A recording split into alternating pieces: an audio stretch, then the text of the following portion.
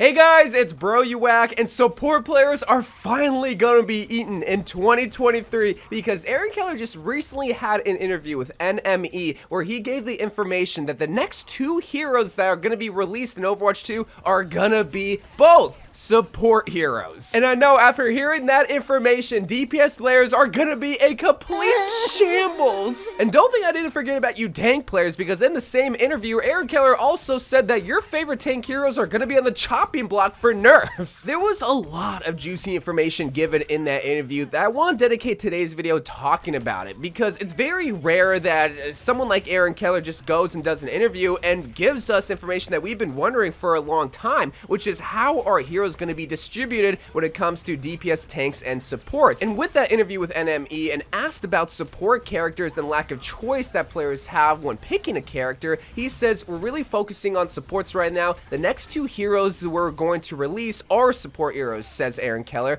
They bring some things to the game that we really haven't seen before, some new mechanics, and really exciting ways of interacting with your own team. So boom, there it is. The next two heroes that are going to be released are just going to be support characters. No hinting at there might be a DPS. No, 100% they're going to be support characters. And I think in the case of at least the next year, we all kind of expected it to be a support character. One, because there's only 8 support characters, and two, only one new hero that was added to Overwatch was a support character. But I don't think a lot of people imagined the next hero after that was going to be another support character, because never do they really release back-to-back heroes of the same role. Like, typically how it's worked is every single year the Overwatch team releases 3 brand new heroes, 1 DPS, 1 tank, and 1 support. If you go back to the release calendar from the previous 6 years, you'll see that's how the trend has always been. So this year, it's definitely going to be the first for the Overwatch team to not only release 1 tank and 2 support heroes, but more than likely a 4th hero alongside BlizzCon that is supposed to also come back later on this year. Which segues perfectly into the release calendar and the release order of when we'll be getting all these heroes, because as we all know, Season 3 is going to be coming up here in a couple of weeks. However, it's going to be the first season without a brand new hero. And we know this because it's already been talked about by the Overwatch team that they're going to be releasing a brand new hero every even season, and every odd season they're going to be releasing a brand new map. And Season 3, as we all know, it's odd, so this is going to be the first season where we don't have a new hero but a brand new map. But possibly, maybe, and it was even hinted by Aaron Keller, a brand new game mode. So that means we're going to have to wait for this brand new support character come possibly April when Season 4 releases. So that means not only are DPS and tank players in shambles, but that also means support players are in shambles, because they're going to have to wait another 3 months until they can play a brand new character. But don't worry, because the second support character confirmed by Aaron Keller is supposed to come out around August or so, because that's when Season 6 is supposed to be released, because every season is about 8 to 9 weeks or so. But based on timing, that also means come December, there's supposed to be a 4th character release in Overwatch 2. Could this mean that we could see a 3rd tank release, or could we possibly see a 4th support character? No, more than likely. Don't worry, DPS players, we haven't forgot about you. You're probably finally going to get a brand new character release in December, but it's going to be put on a full showcase come BlizzCon in November. I know there's going to be a lot of DPS players in the comments of this video kind of upset that they haven't gotten a brand new character ever since Sojourn was unveiled back at BlizzCon 2019 and officially playable in the first beta earlier in 2022. So I understand that it could be very frustrating, realize that they have to wait basically a full year till they get a brand new character, and that's just going on a whim and assuming that the BlizzCon announced hero is going to be a DPS character. But it would kind of make sense. The biggest stage and showcase of Overwatch 2 would release the role that is probably the most popular, I would argue, which is DPS,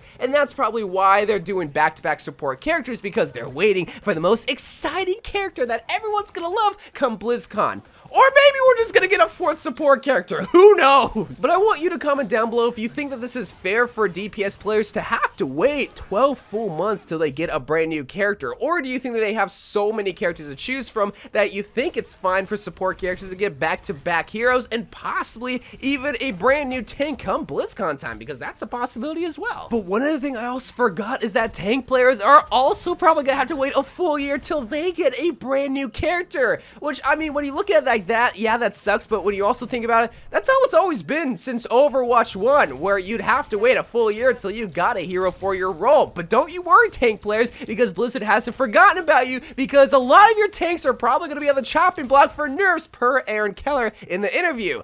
Yeah, that's not really that exciting to hear, I'm gonna admit. In that same interview, Aaron Keller said that Roadhog and his damage is on Blizzard's chopping block. A big, beefy boy, and I love that language, is a good example of how balancing in Overwatch can be tricky. As Keller points out, Roadhog was never changed to be this strong. He's overperforming because other heroes were changed, enabling him to move into the place that he's at right now. He also says later on in the interview that they like to avoid nerfing Roadhog down to the ground because not only would that mean Roadhog would become a useless and throw pick, but that means that two other heroes would just replace his position as being the must-pick heroes and the overpowered heroes, which is kind of understandable. The only issue that I have with this is that this has been going on for weeks now, and by now there would have been a patch to maybe slightly nerf Roadhog and Orisa, or at least slightly buff the other tanks to try to balance them out. Now, understandably, a lot of the Blizzard employees were away on winter break. They weren't trying to work on the game and balance out the heroes because they're with loved ones for the holiday season, so I understand that, but it doesn't make it any less frustrating just seeing that there still hasn't been a patch that came with the second update. Like, there's been 2 updates and none of which have involved the heroes that have been overtaking the meta. So it's great to hear that Roadhog's damage is gonna get nerfed, but